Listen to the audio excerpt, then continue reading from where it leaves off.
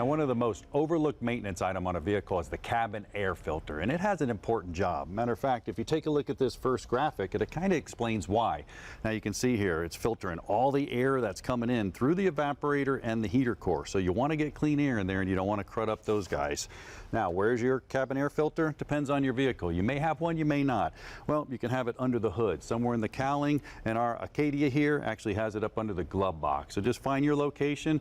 Pretty simple to replace. I pulled the glove box down, bam, it's down out of the way, 2 clips, nothing to it. Now right here is a little plastic cover. Pull that off, slide it out of the way, and there it is. Grab it by the side, kind of work it out of the dash, no problem. Another important factor right here is the arrow of flow. That's important. The other one has to go back the same way. You can see the little arrow right here on the new one and on the old one. Make sure it's flowing in the right direction when you put it back in there, because the air's coming in, filtering, then getting into the air case duct system.